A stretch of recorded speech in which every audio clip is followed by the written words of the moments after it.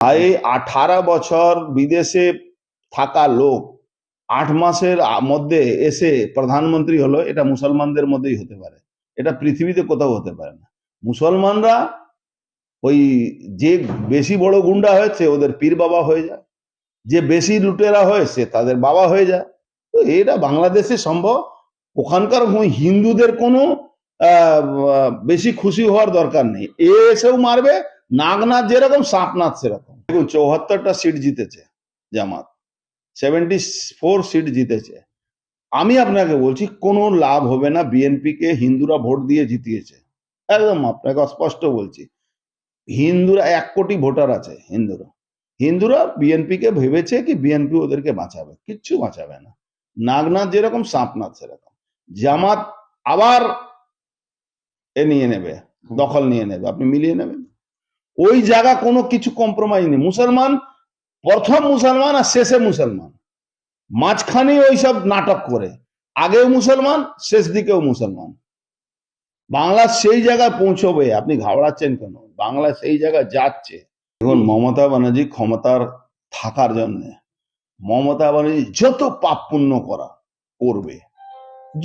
যদি law and order maintain করা ধরা হয়ে, তাহলে তাকে কেস দেবে কেন? সেই কেসটা চোখ বিক্রি করা কেস দেবে কেন? একটা অশিক্ষিত লোক যে তৃণমূল কংগ্রেসের স্পোক্স পারসন হয়েছে, ও আবার ভালো ইভেন্ট করছে। ও বলেছিল একদিন কি আমি তো ভুল ভাল যা করবে মমতা ব্যানার্জিকেই ভালো বলবে। একটা লোক 3.5 বছর জেল খেটেছে, জেল খাটালো, এই ধরনের বক্তব্য দিয়ে মানুষকে কি বার্তা দিতে চাইছে? তার মানে কাল থেকে কেউ কিডনি দান করবে না, কেউ চোখ দান করবে না, সবটা বন্ধ। বাংলা পয়সা না দিলে, বাংলায় মমতা ব্যানার্জি সরকারকে, মমতা ব্যানার্জি দলকে, পুলিশকে পয়সা না দিলে আপনি কারোকে ভালো করতে পারবেন না। পিকুলিয়ার ব্যাপার আছে। তমন্না তো বিজেপি লোক ছিল না, মুসলমান, এখনো মুসলমান কিছু লাফালাফি করে বেড়ায়। তমন্নাকে খুন করলো এই তৃণমূল। খুন করার পরে যে যারা অসল আসামি আছে দিলে না, ধর ছাড়া পেয়ে গেছে, খবর নিয়েছেন? পাবেন না। তো মমতা ব্যানার্জি দলটা একদম জোকারের দল। একটা দেখবেন সর্কাসে একদম 3 ফুটে জোকার থাকে, একটা 7 ফুটে জোকার থাকে। তো মমতা ব্যানার্জি দলটা 3 ফুট জোকার, 7 ফুট জোকার অব্দি আছে। এই 18 বছর বিদেশে থাকা লোক 8 মাসের মধ্যে এসে প্রধানমন্ত্রী হলো, এটা মুসলমানদের মধ্যেই হতে পারে, এটা পৃথিবীতে কোথাও হতে পারে না। মুসলমানরা ওই যে বেশি বড় গুন্ডা হয়েছে ওদের পীর বাবা হয়ে যায়, যে বেশি লুটেরা হয়েছে তাদের বাবা হয়ে যায়। তো এটা বাংলাদেশে সম্ভব।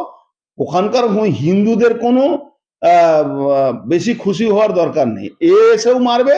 নাগনাথ যেরকম, সাপনাথ সেরকম। দেখুন 74টা সিট জিতেছে জামাত, 74 সিট জিতেছে। আমি আপনাকে বলছি কোনো লাভ হবে না। বিএনপি কে হিন্দুরা ভোট দিয়ে জিতিয়েছে, একদম আপনাকে স্পষ্ট বলছি।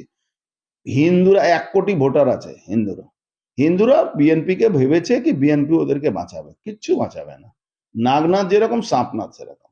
জামাত আবার নিয়ে নেবে, দখল নিয়ে নেবে, আপনি মিলিয়ে নেবেন। ওই জায়গা কোনো কিছু কম্প্রোমাইজ নেই। মুসলমান প্রথম মুসলমান আর শেষে মুসলমান, মাঝখানে ওইসব নাটক করে, আগেও মুসলমান শেষ দিকেও মুসলমান। বাংলা সেই জায়গায় পৌঁছবে, আপনি ঘাবড়াচ্ছেন কেন? বাংলা সেই জায়গায় যাচ্ছে। এখন মমতা ব্যানার্জি ক্ষমতার থাকার জন্য মমতা ব্যানার্জি যত পাপ পুণ্য করা করবে। যদি ল অ্যান্ড অর্ডার মেনটেন করা ধরা হয়ে, তাহলে তাকে কেস দেবে কেন? সেই কেসটা চোখ বিক্রি করা কেস দেবে কেন? একটা অশিক্ষিত লোক যে তৃণমূল কংগ্রেসের স্পোক্স পারসন হয়েছে, ও আবার ভালো ইভেন্ট করছে।